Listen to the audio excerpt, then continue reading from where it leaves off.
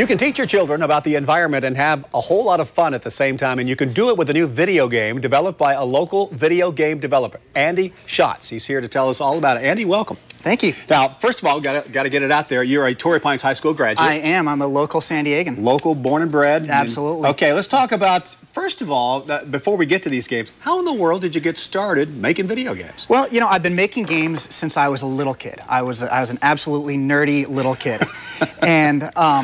And I eventually got to work in the big console gaming industry, and I was making shooter-style games, and I just got sick of it. There's so much more potential in video games. So much violence out there, isn't there? Well, absolutely, but video games can be viewed as a form of art, you know, and just like books and just like movies, they can be enriching for the people who are playing them, and that's what I wanted to do. So I started making these ecosystem-building games where you get to build and manage ecosystems of animals. The first game was African animals, and now we're doing Arctic animals. All right, let's talk about that. I think we have some video of the second one you just mentioned.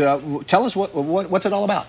Well, it's an Arctic ecosystem simulator. Both marine and terrestrial animals are autonomous in these environments, and the player gets to play with the environment like a toy, and they get to discover for themselves the effects of things. Some of the really interesting things I found, this wasn't intentional, but what I found is that when the player, for instance, melts the ice in the ocean, the polar bears in the game actually have a harder time surviving because they can't catch the seals because the seals escape into the ocean. So there's all sorts of really emergent gameplay that comes out of the game, and people can discover these things for themselves. It's not just told to them. That is so true to nature as well. I mean, there's things that happen in the reality. What's the other game? There was a game prior to that. The game prior to that was Venture Africa, and that was an African ecosystem simulator. So you build these watering holes where animals can come and feed and drink from the watering holes, and you have to manage the interactions between them. So you have to make sure that there's enough zebras for your crocodiles and your lions, and your elephants are always disruptive to the watering holes. So sometimes, you know, your flamingos might not survive as well in the watering holes. And you don't just make these games; you live that type of lifestyle too. You're very much an environmentalist. I do, absolutely. I'm spending every second I can outdoors. You know, it's the one thing that's painful about making video games is sitting behind a desk all day. So I get out every chance I can get. What type of ages are you trying to reach here?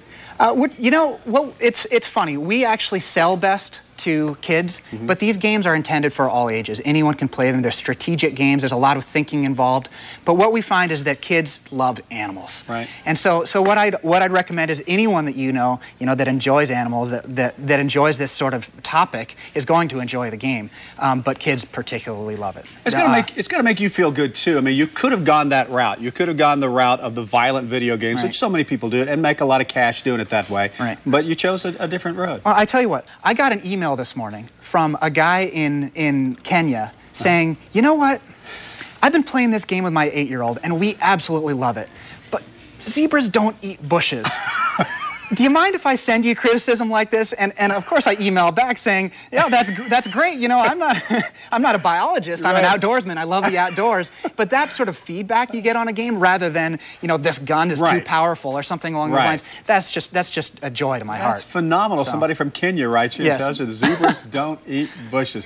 What's in store? You got anything else? I can't talk exactly about what's in store next, but we are talking about a variety of ecosystems and a variety of ways to pursue the next game. Every single one of our games is different. They're not just expansions on one another. They really are unique to the environments that they're set in. You're CEO and founder of this group. What's the name of the group? Pocketwatch Games. Pocketwatch Games. And how can you get a hold of these games? If you go to our website at www.pocketwatchgames.com, you can actually download and buy the games directly online. You can also find them in stores. Our Arctic game, our newest one, will be in stores in November. The African one is in stores now. Competitive prices with most video games? It's actually cheaper. It's generally they're $20 games. So you can pick up a gift for your kids or your neighbor's kids. All right. If you didn't catch that website, you can go onto our website a little bit later in the day. We'll put a link there and we'll have it. Andy Schatz, thank you so much for being on with us. Thank we appreciate it. Thank you very much. Best of luck to you in the future as well. Thanks. Great.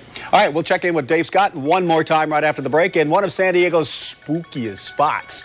Maybe you should make a video game about this.